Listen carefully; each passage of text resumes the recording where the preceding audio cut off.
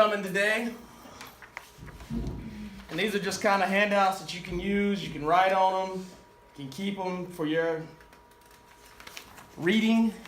Any kind of things you want to go back on. And there will be some time at the end of this session if you have any questions or comments. And feel free to participate and comment or ask questions as we go.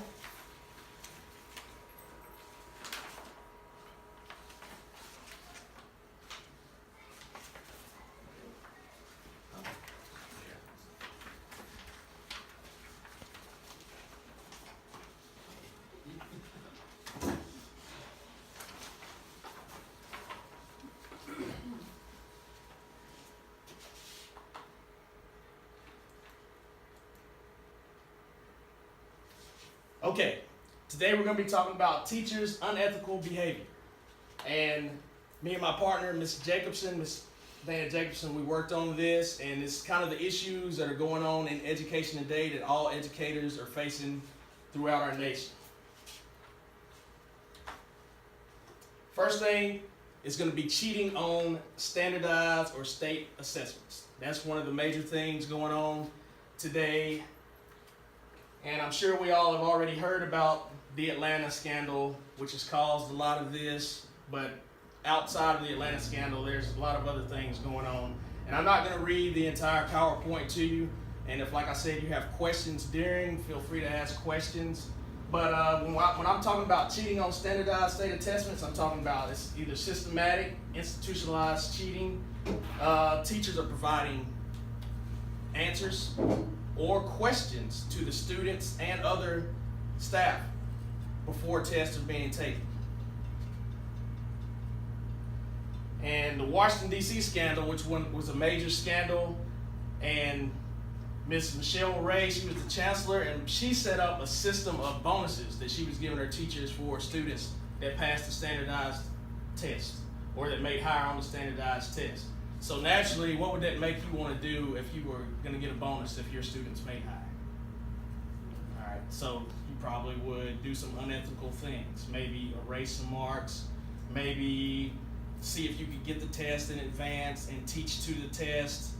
So these teachers were basically investigated for correcting student answers on the test, meaning the student took the test and they would erase and go back and put the right answers. Some of the teachers would even write down questions on the test and then teach to that test later on. And there was a huge investigation on that, but they found no wrongdoing as far as where they could arrest anybody, but it did bring up several more investigations into that school. Now, the Texas cheating scandal, teachers were given access to the test prior and advanced, and they were basically providing the test questions to the kids. Now, what could that do as far as to a school when the test scores are inflated? All right, so those kids weren't getting the education that they needed. And those kids might have thought they were making higher than what they were really making. The parents thought they were making higher. That was one of the big things in the Atlanta scandal where all the teachers were sued. But it all kind of stemmed from basically the expectations that the system and the state had put on the teachers as far as bonuses. And here in Alabama, that has not come to Alabama yet, but that's one of the major things in legislation now that they're trying to get involved, where teachers are basically going to be graded on or paid on performance of their students. And so if you ever have to vote on that, you need to really know what they're doing, because I think it is a horrible thing they're trying to do, and it's going to cause more teachers that are stressed out and trying to provide answers or cheat on the test. Now, it was a silver lining in all of this. It's found that the students that maybe like your students with disabilities, your lower students, they are actually, by cheating, it made them want to work harder. So when their grades came in and their grades were higher, it actually provided them more confidence in their cheating. That was one of the silver linings in all this cheating scandal. But basically, funding can be pulled from the school, from your school district. Not to mention you can go to jail. All right, social media. And this is probably one of the biggest problems facing teachers today. Social media. And that's anywhere from Facebook, Instagram, Snapchat, you name it, Twitter. There's a huge problem in social media. So what we're going to do right now, the first thing we're going to do, you guys have already logged in, so you're going to answer this poll question for me. And it's just saying, which of the following do you think is true? So if you think A is true, you can put A. You can text A. If you think B is true, you can text B. If you think more than one is true, it's okay to text all of them. But you would just text to that number.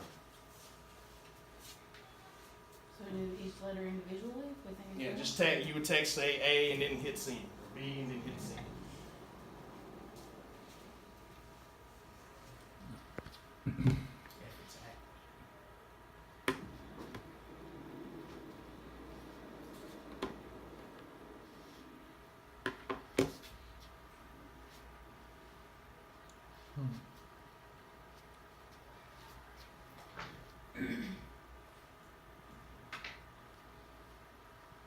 Give you about 40 more seconds and then we'll kind of talk about it.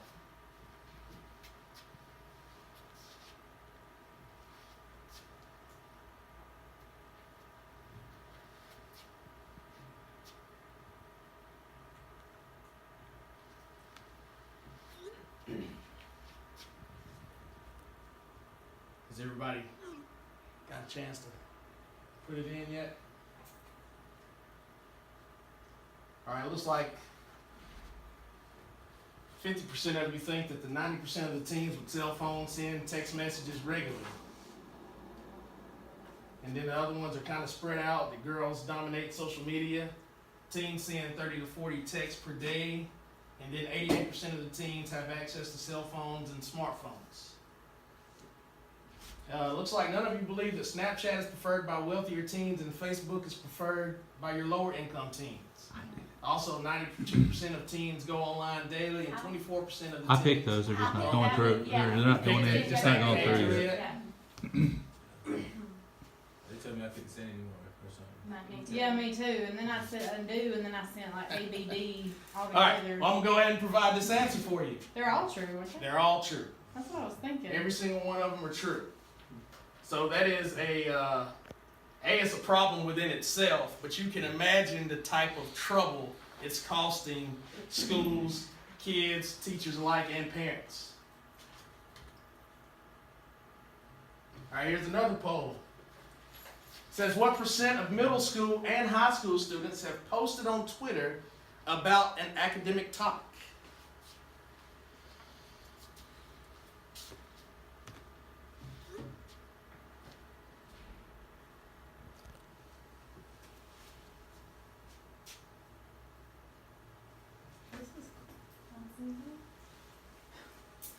We're divided between A and C. Program's pretty cool.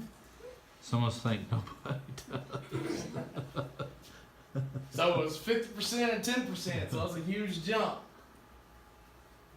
The answer to that is A. Really? All right, there are 10% of middle school and high school students that post on Twitter about an academic topic. So all the other things that they're posting on, it's not academic, right? They're posting about other stuff other than academics. They text academic. Yes, they Yeah, might that's text. true. They might They text. don't post. That's academic. embarrassing. They text academic. All right, here's the major thing, and all of us need to understand this. Teachers do not have the absolute First Amendment rights that they believe they have. First Amendment rights for teachers are severely limited. Okay? It cannot interfere with instruction, and that is the major thing. It doesn't matter if you're tenured or not.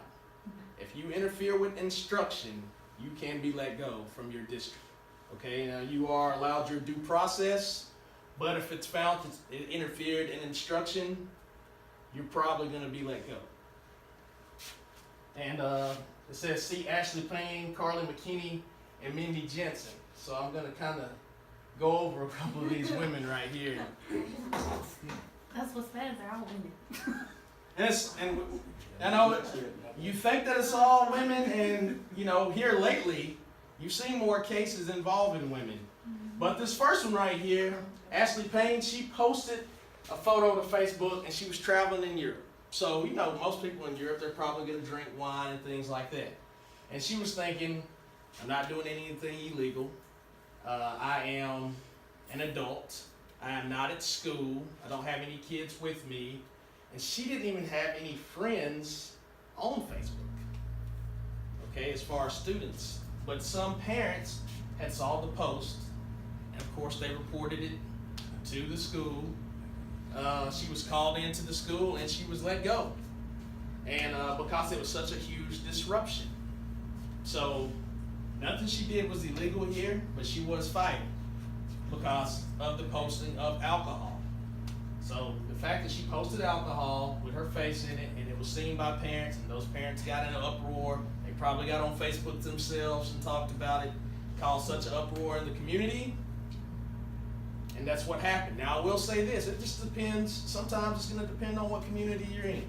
I've worked in school systems where, you know, once you were off the clock, it wasn't that big of a deal for you even to go to Jefferson's or something. When you work in a smaller community, maybe a very religious community, so it's just your own risk what you decide to do. Now, I didn't put a lot about Miss Carly McKinney, but I suggest you all go home and Google Carly Crunk Bear McKinney. Okay, Carly Crunk Bear McKinney, she had her own YouTube page where she would smoke weed, drink. She would have, you know, these skits that she would do. She might do provocative dances. She would even get dressed and things like that. She had a YouTube channel. She posted several videos and pictures for dancing and drinking and smoking, thinking it was her First Amendment right. She's not at school while she's doing it. She was smoking weed right there. Of course, she was fired. Okay, she didn't have a leg to stand on. Even the kids did not want her fired. Of course, they wouldn't want her fired. But the kids didn't want her fired, and they tried to fight. It did not matter. She was let go from the school. Now, this last one, Mindy Jensen. She was a bodybuilder before she started working as a teacher. So that was her job. That was her profession. So if you see here, she's in her outfit or her uniform. And she had a Instagram page where, you know, she was trying to promote healthy living and working out. And some people were offended by it and they tried to get her fired. And she was called into office and she was suspended for it. Now, she got to keep her job because she was able to prove that she wasn't sending these pictures to kids. None of the kids were on her Facebook page. Her page was sent to adults. And so kids were just happened to see it. And she was able to keep her job because that was shown as it was part of her uniform and not provocative dressing. But you can also see how quickly it can turn around. And then, like I said, it just depends. She was very lucky in keeping her job. Now, the last thing I want to talk about is sexual misconduct. And like I said, looks like a lot of women, I'm picking on a lot of women now. Looks like the last 3 or 4 major cases we've seen here recently have been women. But, you know, in the past, there's been men doing it. And really, it doesn't matter, man or woman. You do not have the right.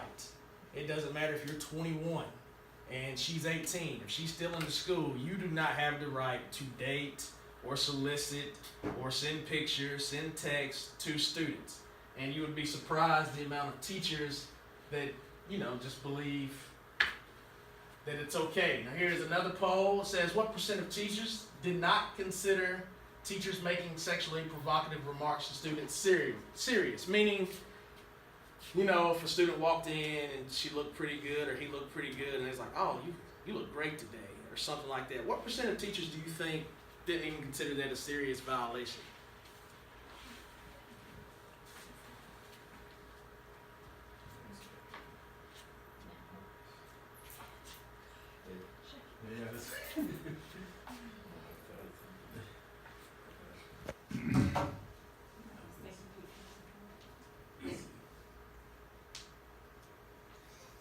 All right. The answer to this one was C. 9.3% of teachers didn't think it was a big deal. I would think that would have been much smaller than 9.3%. That's 1 out of 10. All right. Yes. So 1 out of 10 people you ask says, "Oh, it's not that big of a deal." Okay. So you kind of see how this is a slippery slope where we're getting in trouble. All right, here's a question about good old Alabama. So in 2013, where did Alabama rank in terms of educators' sexual misconduct? Hope it's That not, could be phone calls, text, hope it's not one. pictures. Don't One want to be being the number worst, one. I guess. Well, 1 being the worst, yes. Yeah. 50 would be the best, of course. But Don't.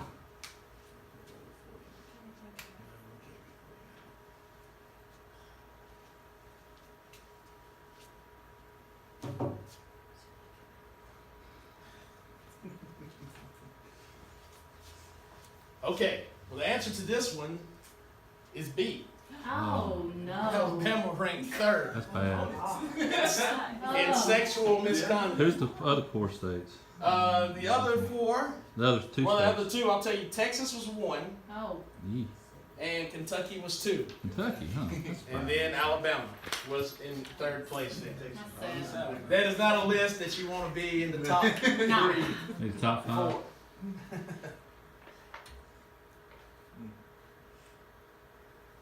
And what percent of students nationwide do you think are victims or have claimed any kind of victims to sexual misconduct sometime during their K through 12 education? That's too high.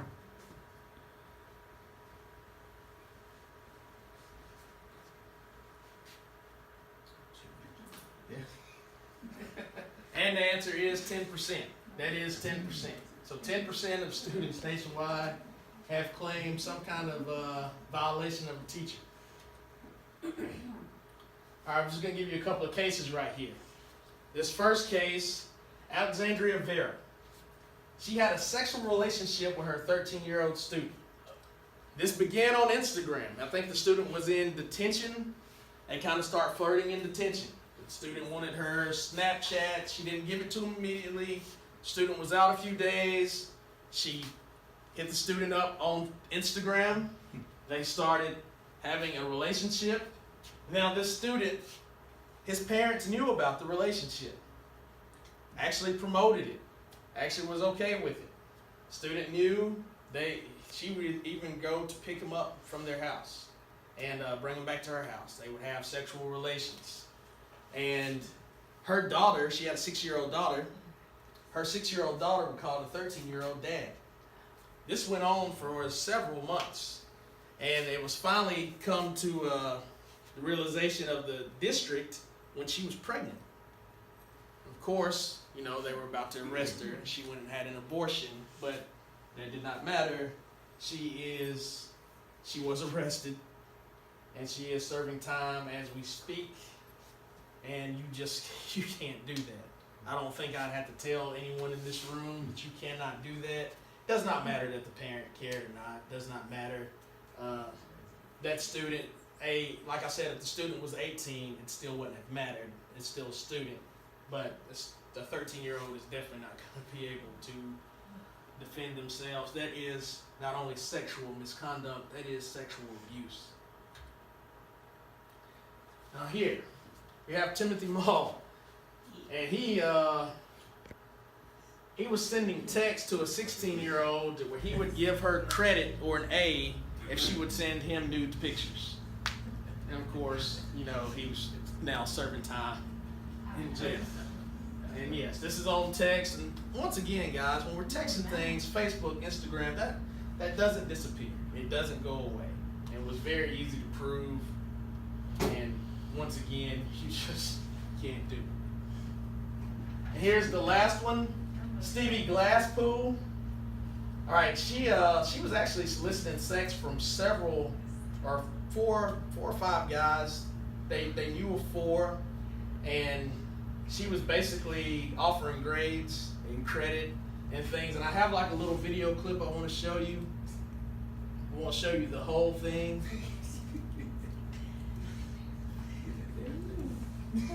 Sex using the social media site, Facebook. Some of the messages started out as more of like, oh, there's things that I want to tell you, but I can't tell you because I'm your teacher. A student talking about those Facebook messages that started out as flirtations and quickly turned into overtures for sex. According to police, one of her Facebook posts even promised any takers marijuana as well. Local 10's Janine Stanwood is live outside Mavericks Charter High School in Pompano Beach with our top story tonight. And I was this is one of the students that told on her, basically. You know, You will be graded on your performance. I have marijuana for us, and I don't want you to fall in love with me, but I also don't want you to hit it and quit it either. Christian even took a screenshot of some of the sexy messages. She tells him she's alone and where she lives. She was definitely having fun with the little messaging. Christian's dad, after learning of the inappropriate contact, called authorities. She was good, I liked her. Now students and parents learning the news tell us they're downright shocked. That is just ridiculous. I have a 17-year-old who's pretty good looking. I mean, pathetic. And once again, you can go a little further into it. And of course, she is now serving time as well.